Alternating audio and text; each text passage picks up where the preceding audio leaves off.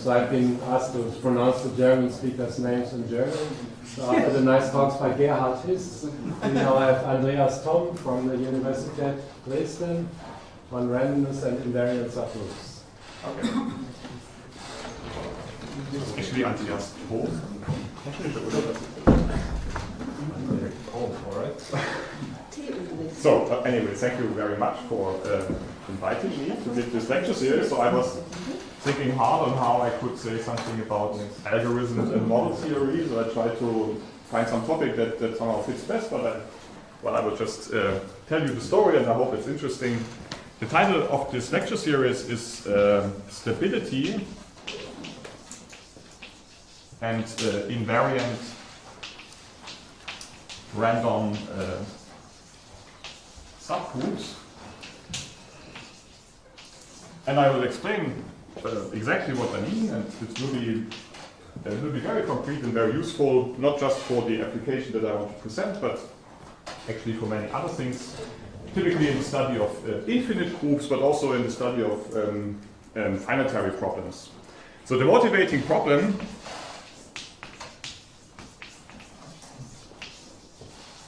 that's also mentioned in the abstract is the following: are almost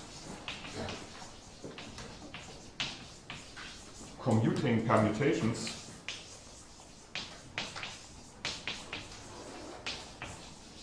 close to commuting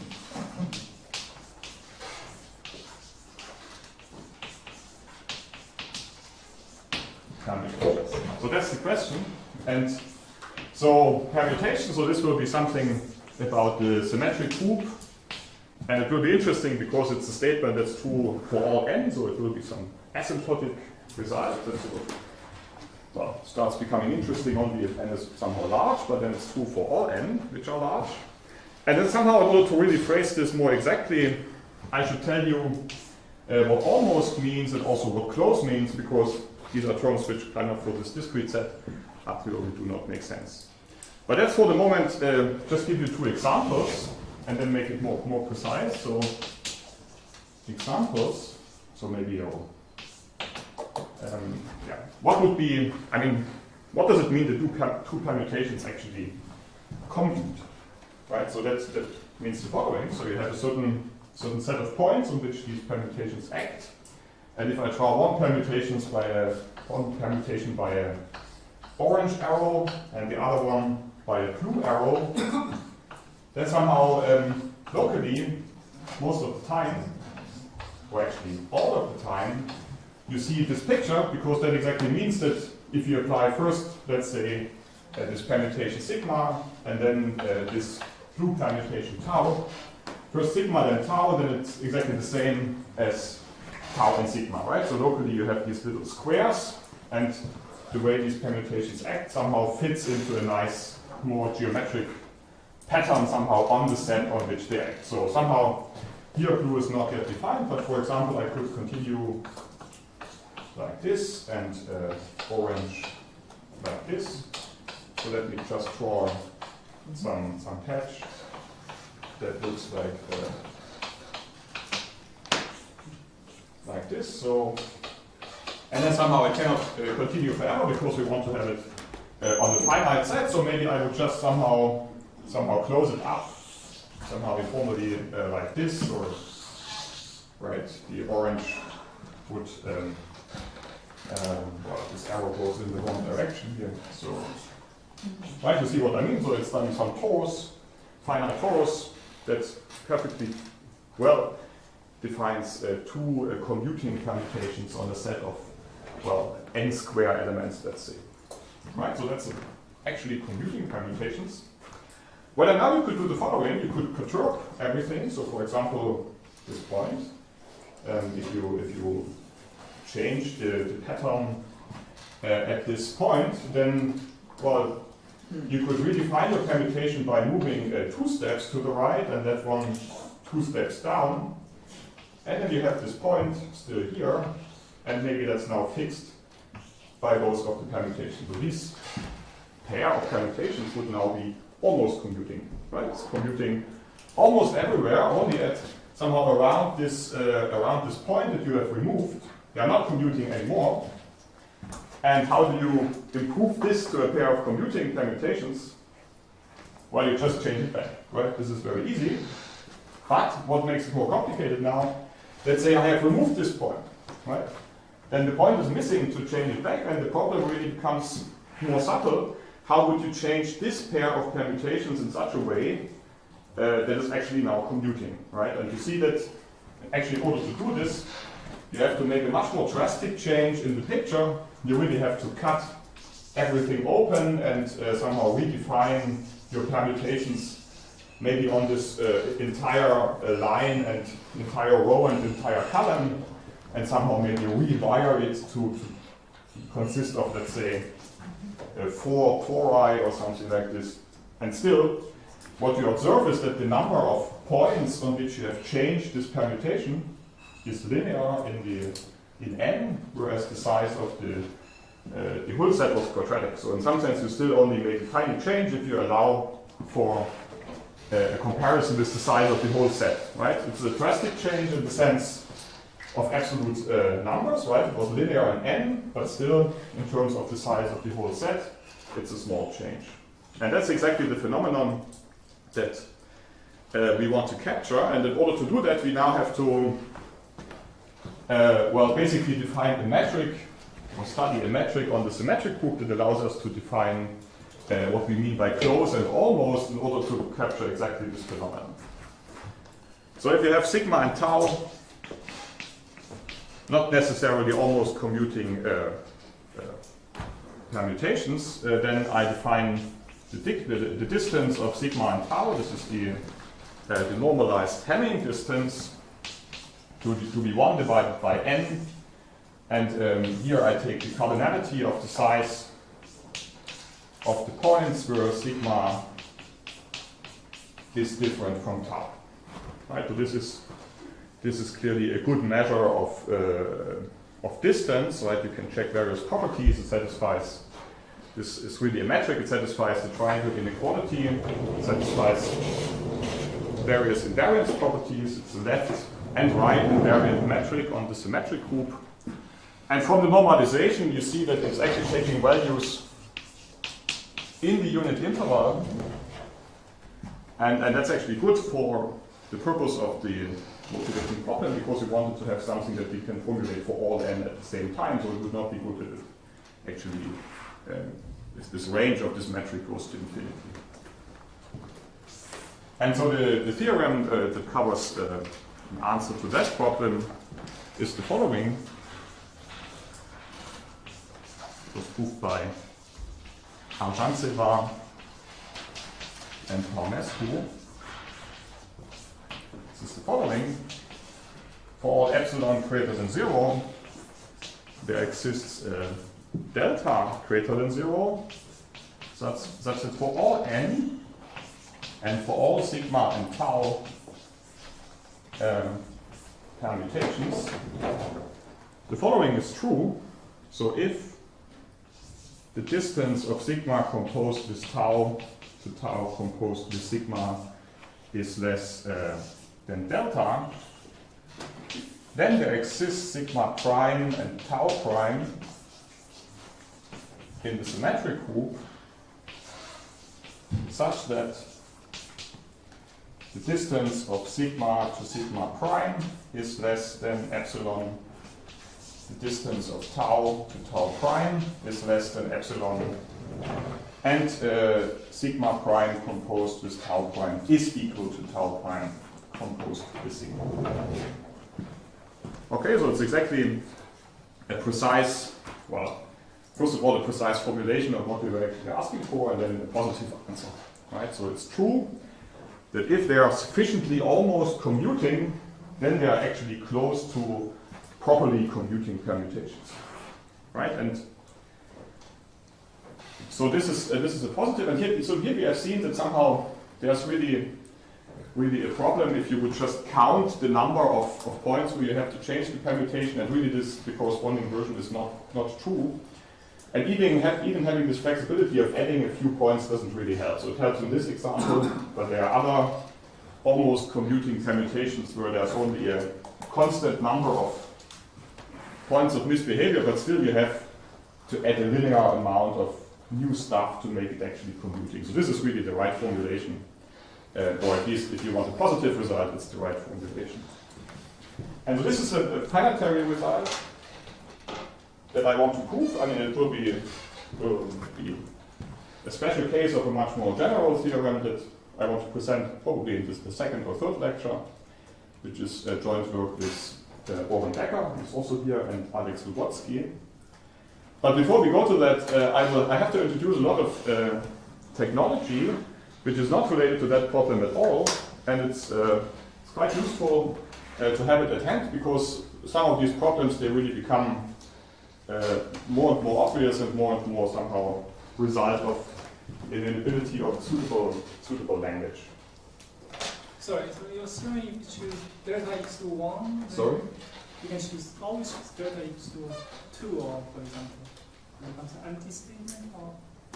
No, the statement is for all epsilon, so I take epsilon like 1 over 100, and then this is a strong conclusion, so I have nearby permutations which actually commute. And so delta equal 1 doesn't help because it's no assumption, so I will not be able to prove this strong conclusion. Is it true for n equals infinity? Is it true? Well, I don't know what the metric is for n equal infinity. So if you have a good choice, we can think about it. But a priori, it only makes sense for finite n. It makes sense if you replace n by a probability space. So if you have a probability space and you have two measure-preserving transformations which commute on a large... That's what I'm thinking. But then why wouldn't that imply this result? Well, because there's no metric on sim infinity which would restrict or would be the restriction of this metric. So, I mean, there is an infinitary version, and the right framework is that of probability measure-preserving actions. And okay, so and this phenomenon in principle that you have equations which are almost satisfied and nearby you find permutations where it's actually satisfied, this is this phenomenon of stability, and I will later give a definition, more precise definition, not just in the case of this simple equation, but like a system of equations and so on. And invariant random subgroups, this is the... It's the one where Sorry? you get some air. Oh, some air. Even a little open. Invariant random subgroup, that's the language in which we want to solve this problem. But before I come to that, I will introduce a few more concepts which are also very fundamental.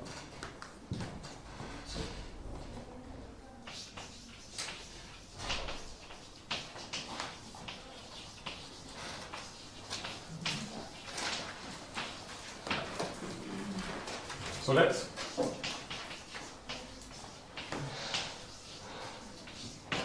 let gamma be a group.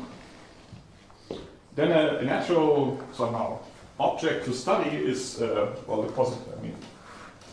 possible subgroups of gamma, and somehow if you want to view them as embedded in gamma, then the right object to study is the space of subgroups of gamma. Right, so this is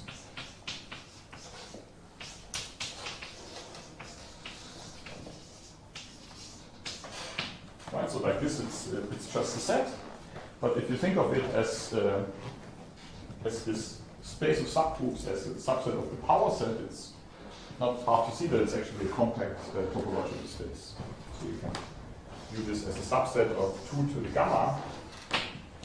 And what's the condition to be in that subset? Well, it's a condition, some consistency on these, if you do this as characteristic functions on the values of this function. So if g is in h and h is in h, then g times h should also be in h. So you see that this is a closed condition. So this is defining a closed subset of this. So having this, right, this is compact topological space by Turing theorem, and this here is a closed subset.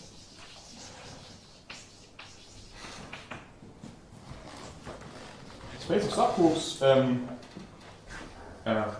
comes with a natural action of the group gamma.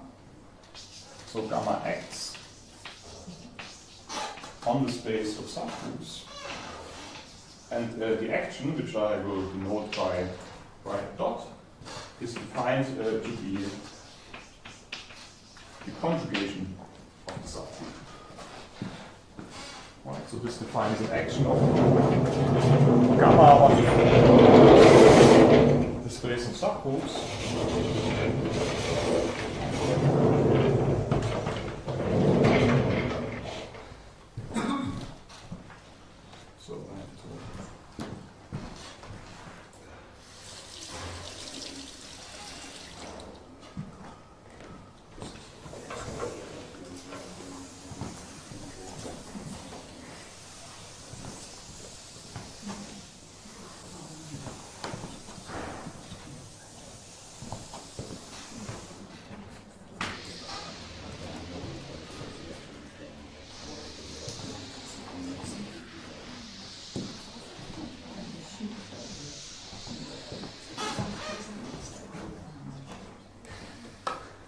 And this action is clearly, it's easily seen to be continuous. And while thinking about this action, we can, for example, consider the fixed points. So what are the fixed points? Fixed points of this action. This is, well, just the set of normal subgroups. Right, so this is the set of H which are normal on gamma. So, well,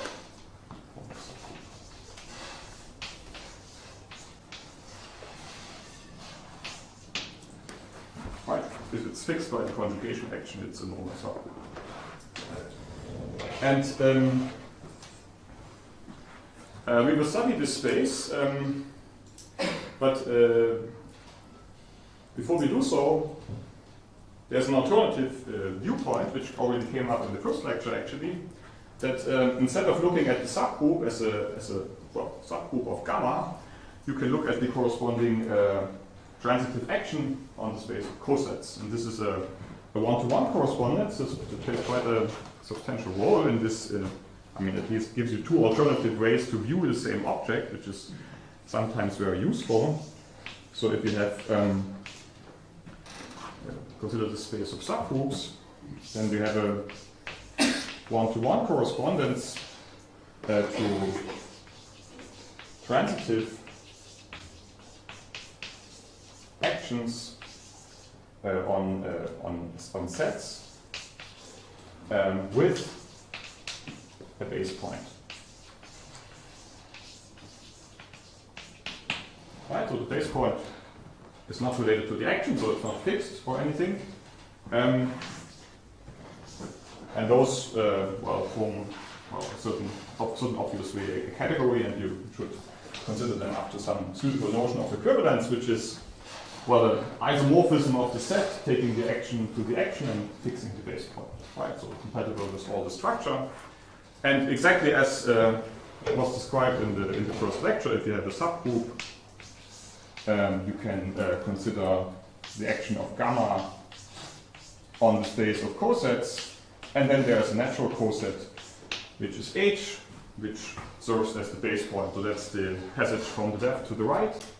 And from the right to the left, if you have just G acting on X, and then you have little x in capital X, well, then the group is the stabilizer of X, the set of all those elements in G, or rather gamma, because I want to call the group gamma, that fix the point little x.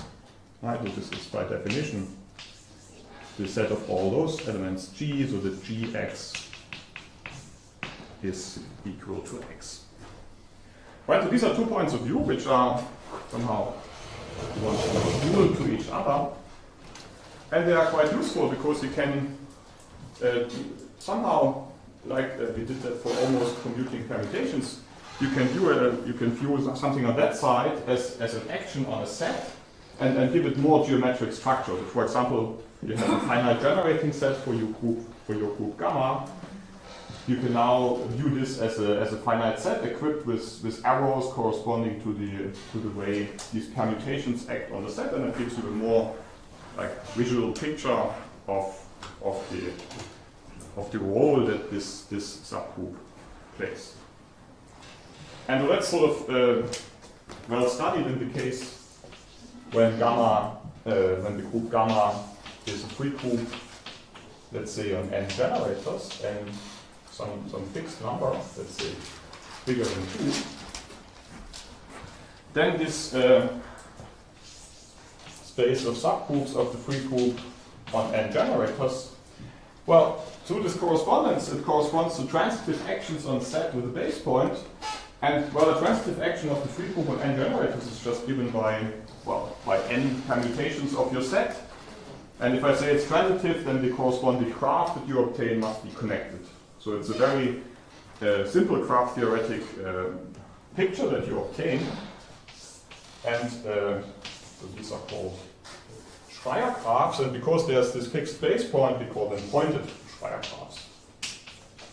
Pointed Schreier graphs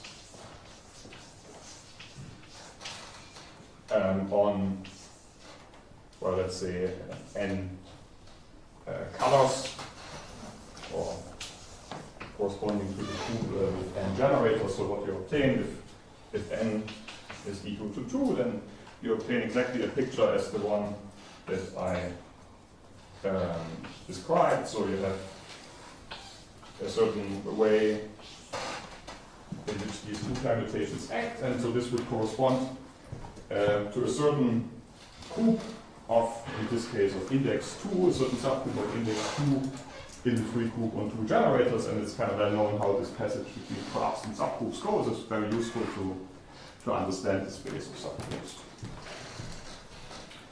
And so in terms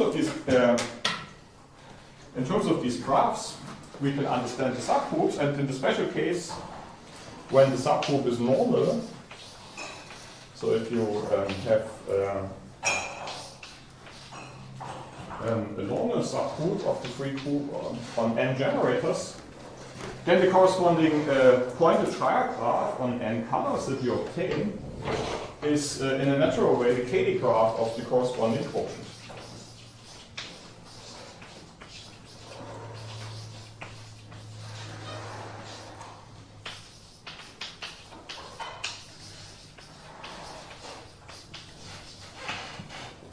It will be an arbitrary Cayley graph of a group with a fixed prescribed set of n generators. So the space of normal subgroups has a very nice interpretation, and so that's already very nice, because it's an arbitrary group with n generators, and viewing this on this side, it therefore also has another name. This is also called the space of marked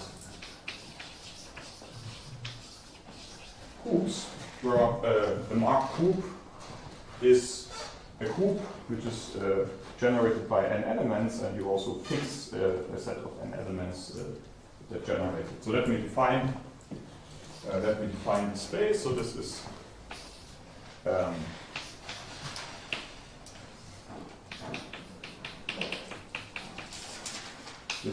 a certain set of n plus 1 tuples consisting of a group gamma. Well, maybe let's call it not gamma, let's call it lambda, and this a group lambda with n elements, and the only condition is that the group generated by x1 in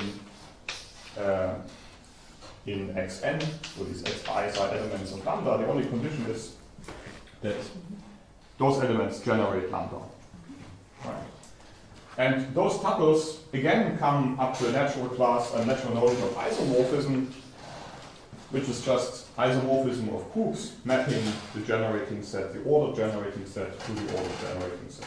So that's what I call a marked group, and a marked group up to isomorphism with such a thing up to this notion of equivalence. So they form a set, and through this picture I've explained that this is in fact in bijection with the space of normal subgroups of the free group n generators via the very simple construction of taking the quotient by the normal subgroup. Right? Whenever you take quotient by normal subgroup, you get a group generated by n elements, and well, quite clear how that goes. But what's maybe not so clear is that this space of marked groups itself is a compact space. Right? So through this isomorphism, we get a natural topology here, makes it into a compact space. And from now on, whenever you see a group theoretic property, like being finite or being nilpotent, being solvable, being anything, the first question should be, is it actually closed in the set of marked groups? Or what kind of property does it have? Is it a Borel subset, or is it something, can be very sophisticated. But this now really comes for free by just looking at the space of marked groups from the right perspective, which makes it into a compact space.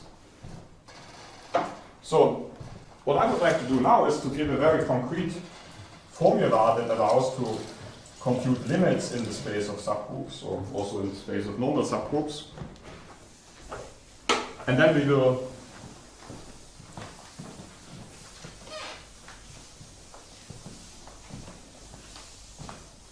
study the question of approximation by finite groups or finite index subgroups in the space of normal subgroups. So yeah. Okay.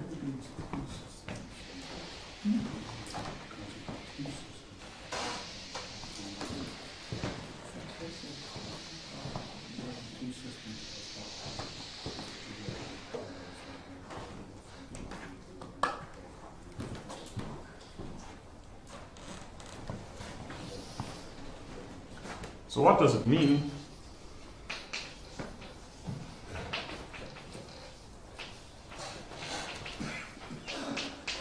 that the limit as n tends to infinity of gamma n is equal to gamma in, well, I should give it a different name. Let's say h is equal to h in the space of subgroups of gamma, or in the space of normal subgroups. And so we defined it to be a subset of just the infinite product, this 2 to the gamma. So topology on this infinite product is really topology of pointwise convergence in each coordinate. So you would say that G is in H if and only if there exists some k such that for all n greater than k, G is in H n.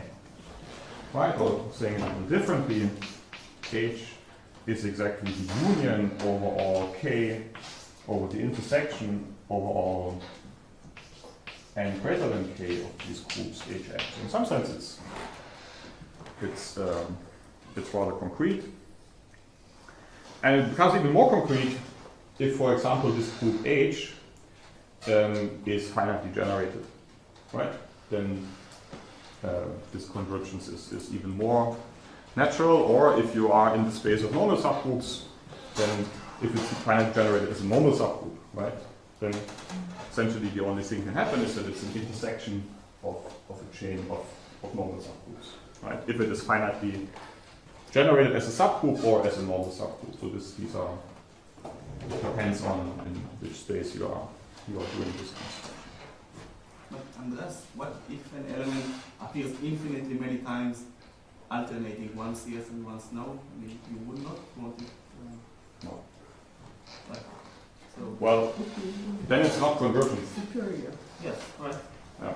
So if I'm assuming it's convergent, then this is not happening. That there's an alternative. I mean, it always has to decide at some point.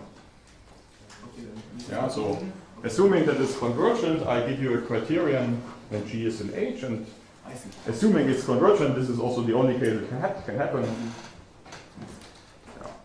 But you're right. If I would like to characterize convergence, then I would have to somehow also make have that somehow eventually it's either in or out, right? So these are the only things that can actually happen. Okay, and so from this perspective, we somehow can now ask the question. So, for example, in the free group or in the space of marked group, so the question. How can we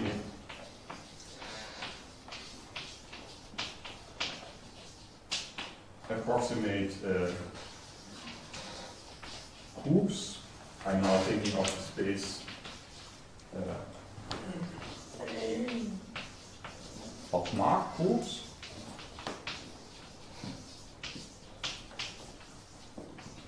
By finite groups. Or, and that's sort of somehow the equivalence if we translate it back to the space of normal subgroups, or normal subgroups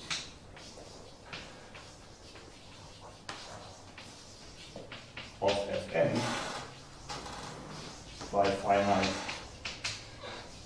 index.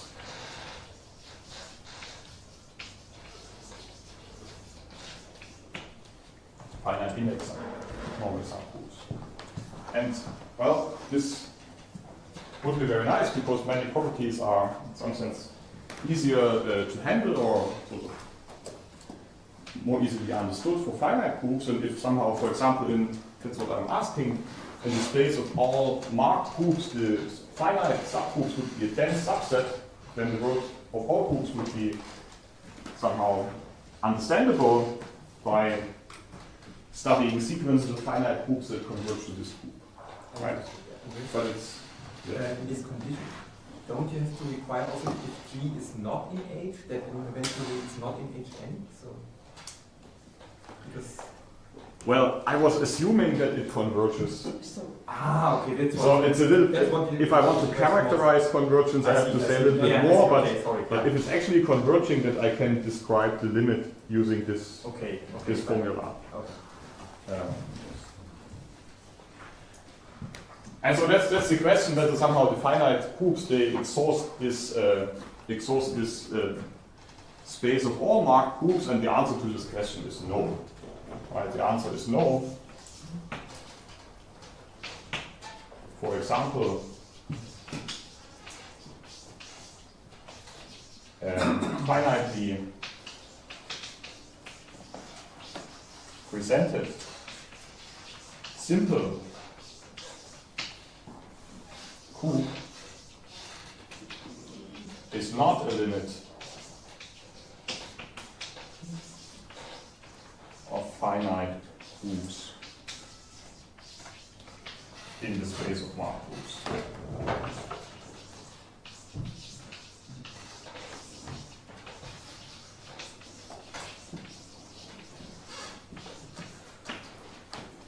Right, you don't need simplicity, it's enough that the group is not residually finite, so it's exactly a question in some sense about the profinite topology of the free group, and some normal subgroups of the free group, they are just not close to the profinite topology. So that's basically another way of seeing that phenomenon in this language.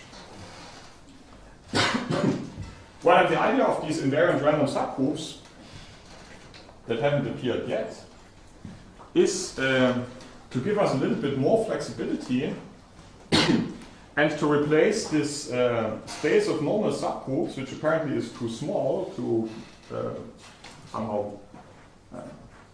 to approximate all the normal subgroups by the finite index objects, to enlarge the space of normal subgroups, and then maybe it is true, right? And so that's exactly what I would like to explain. The picture that we obtain on the side of these Schreier graphs will be very closely related to this problem that I discussed in the beginning of almost actions, or in the special case, almost commuting matrices.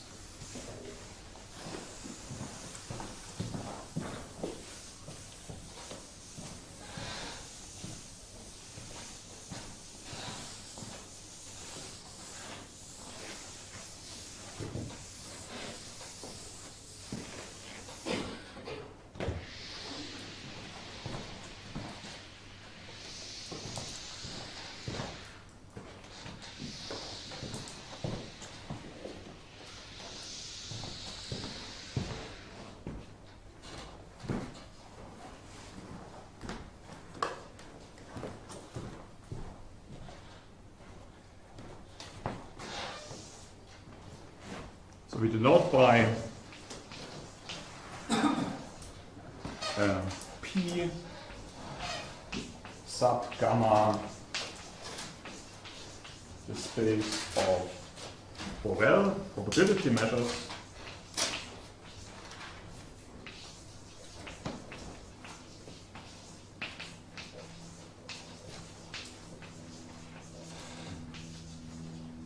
on the space of subgroups. So that's, well, the space of subgroups is a nice factorizable compact space and at the subspace of this power set of the group gamma. So from the point of view of topology or measure theory, it's really a standard space. And you can consider the Borel probability measures on that space. And somehow the natural action of the group gamma on the space of subgroups, it will now also give an action on this space of probability measures. So the action of gamma on the space of subgroups gives rise to an action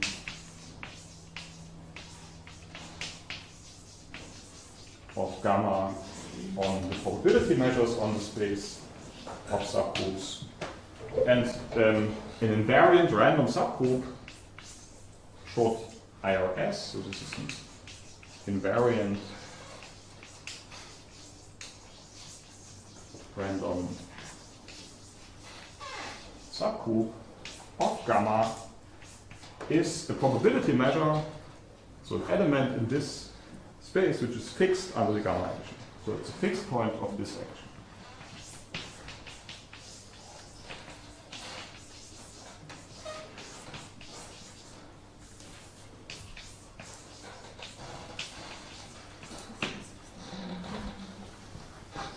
Okay, so why is it called invariant random subgroup? Well, first of all, a random subgroup just means that it's a random variable whose value is a subgroup in fact, right? So it's a random subgroup. And so the typical events that you can now study is, for example, is G in the subgroup, right? That's a certain event, and now it's, for a subgroup, it would be either true or false. And for the probability measure, it's true with probability 4/3 or something, not 4/3, 3/4. So there's a certain probability that it's true, and this is exactly what this probability measure can tell you, not just for the event that G is in the subgroup, but for any combination of such events. Right? We have G1 in the subgroup, G2 is not, G3 is in, and so you have these kind of basic events. And the only thing that this probability measure tells you is that for each of these events, how likely is it? Right? Okay, so we will see some examples. Are the normal subgroups in there? Exactly. So this is the first example. Very good. Okay. So I also said invariant, but this refers to the invariance under this conjugation action. So the normal subgroups are natural examples. So the normal subgroups are in fact the subset of the invariant random subgroups. And how is that? Well, you have a normal subgroup, and you associate to it the Dirac measure at the normal subgroup. So it's essentially the normal subgroup. You just give it a different name. You now view it as a measure, a point measure on the space of subgroups. And because the group are normal, it's unchanged under conjugation, and so the measure is also unchanged under conjugation. It's a fixed point of this action. So these are in some sense the obvious examples, and then there are many less obvious examples. And so one less obvious example arises from an arbitrary finite index subgroup. So that H be a subgroup of gamma with finite index, then you can give it, define an invariant random subgroup by looking at its orbit under the conjugation action. Right, so take the equidistribution on the orbit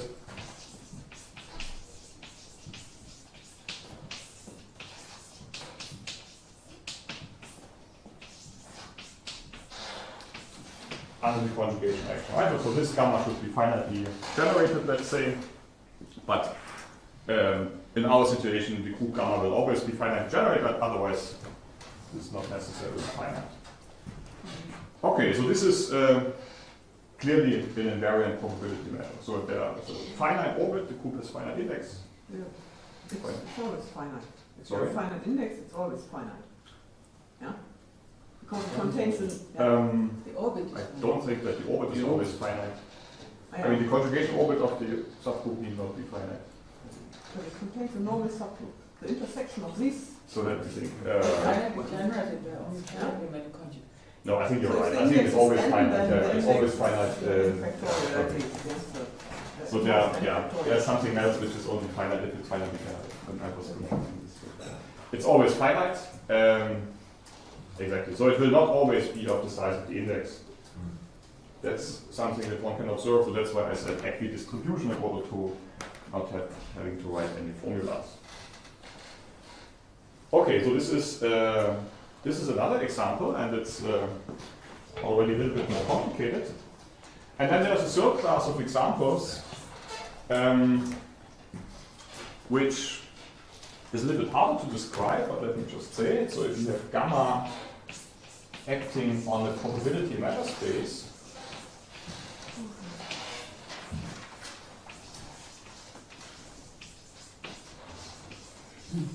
right, gamma acting on a probability measure space, then you can define the following map.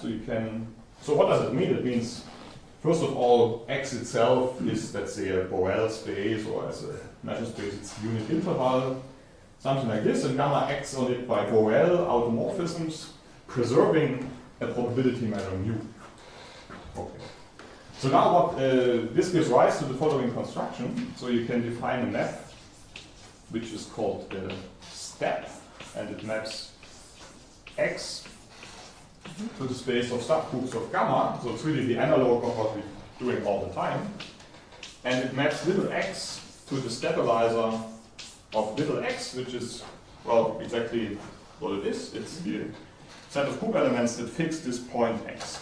Right? And so this is only maybe up to measure 0, but still as a like a global object, it's well defined and so on. And in particular, what is also well defined is the push forward of the measure mu, which is now a probability measure on the space of subgroups. And because the action of gamma was assumed to be measure preserving, well, probability measure, I somehow wrote the wrong thing, probability measure preserving action, that's what I want to write. Because the action is assumed to be probability measure preserving, this measure that you obtain here is actually invariant under the action of gamma on the space of subgroups. So it will define an element in the space of invariant random subgroups. Okay.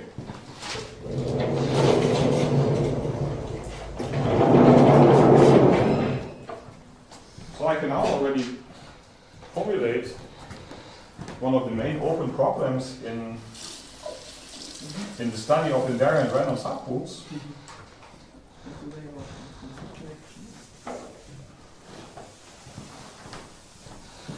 And that's a question that was first raised by Gromov in the influential paper in the late 90s.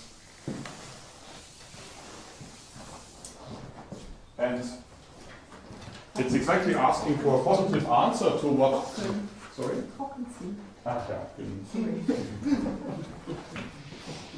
It exactly asks for a positive answer, or raises the possibility that there's a positive answer to the analog of the question I discussed before, where the group was the question whether every group is a limit of finite groups. And so the question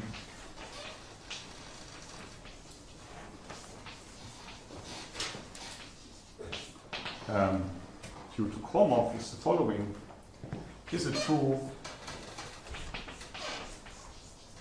I mean, he didn't formulate it in this way, but in having that language, it's the right way. That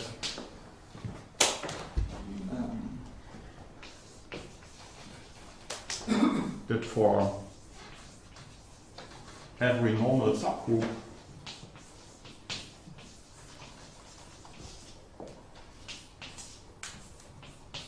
in the free group on n generators and also for all n,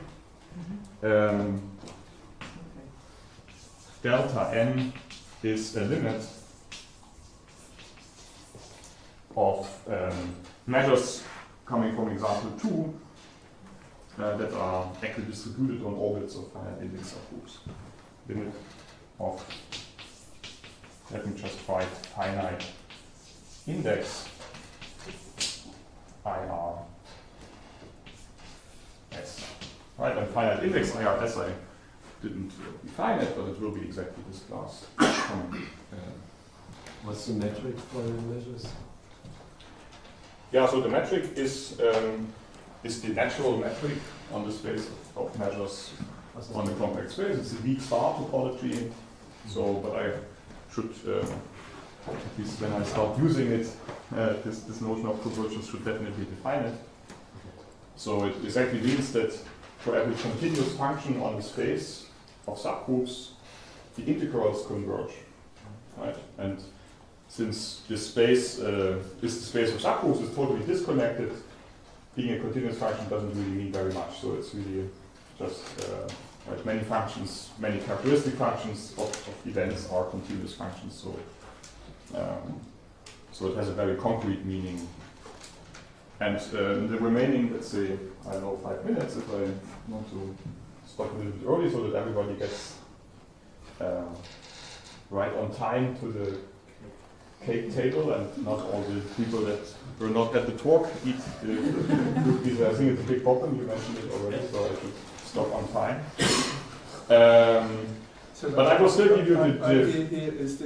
What you're instead of looking at your group being a limit of the things, you change that to a measure theoretic property. Yes. So now we're going to find out that it's a that there's some concentration on the... Exactly. But the notion of convergence of measures, it always allows that there's some tiny set which just disappears in the limit, for example, because its measure goes to 0, but it's still, at every time of the limit, it's still there. So I will give you a picture now in terms of these, in terms of the Schreier graphs, right? So we know that the subgroups of the free group correspond to these Schreier graphs. And we were seeing normal subgroups as Cayley graphs. And so before passing to this IRS picture, the question was really, in some sense, if you take a Cayley graph of an infinite group, is it, in a suitable sense, a limit of Cayley graphs of finite groups? Right? That was the question. And it turned out this is not true, because these simple groups, simple finitely precisely groups, they don't have that property. But now you allow for a larger flexibility, because you don't want these finite index IRS to be concentrated on one normal subgroup, finite index, that would be a finite Cayley graph. You just want a finite Schreier graph, which, however, at most of the points looks like a Cayley graph. Right? So the question, the same question.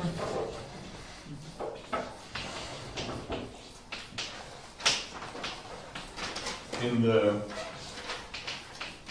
picture using Schreier graphs, so is the Cayley graph of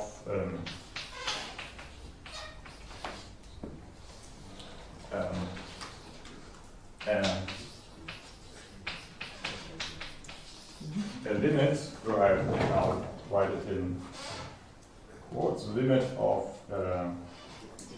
Schreier graphs.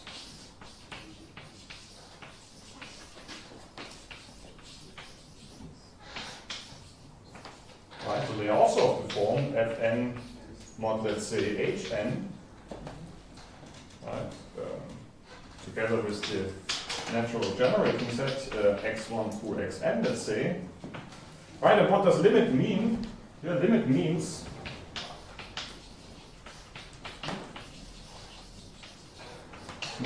that the probability that, let's say, for every radius,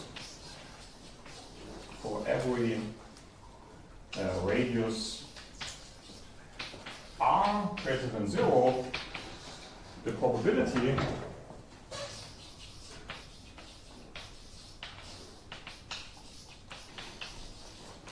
that a randomly chosen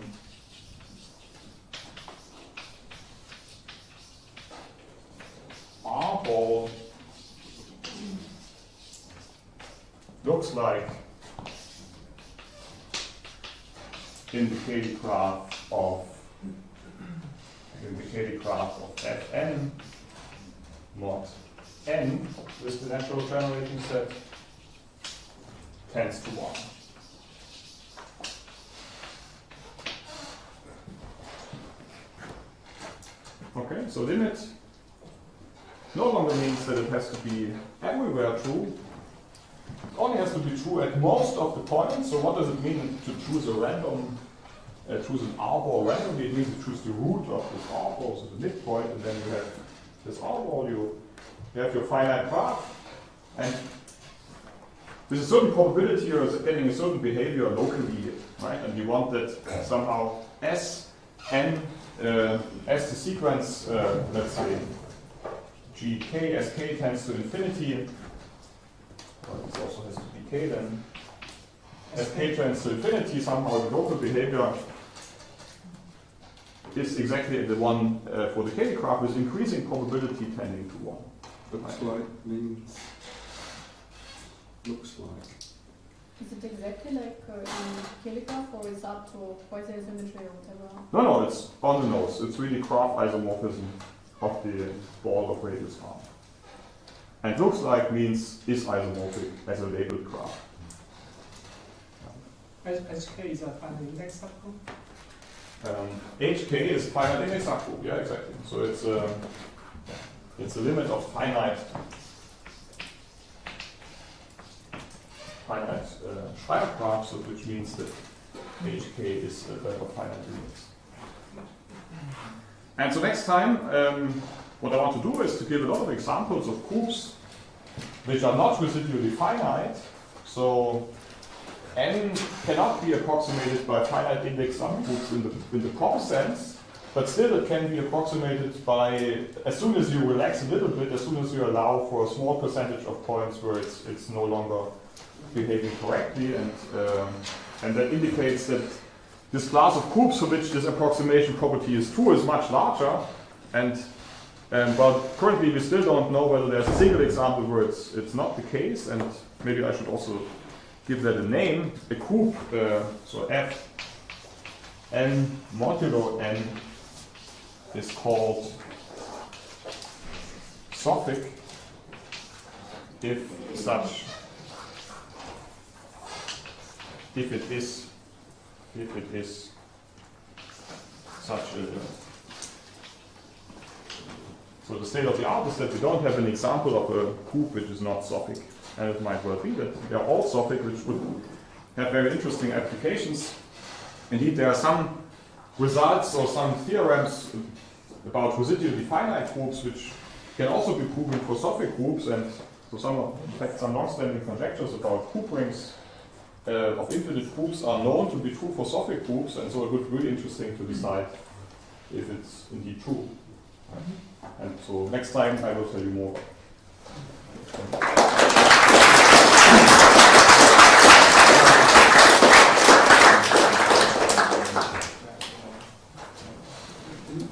So you started out with a very strong definition of convergence, basically this cofinite property.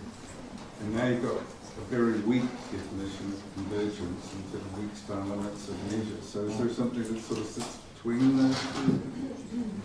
I mean, there are topological versions of that where you don't, where you consider this really only as a topological dynamical system, and then you don't have the measure. So there are somehow different examples sometimes, but it's usually more rigid because the topological dynamical system is just somehow more rigid than a casual theoretical dynamical system. So this sits somehow in between, but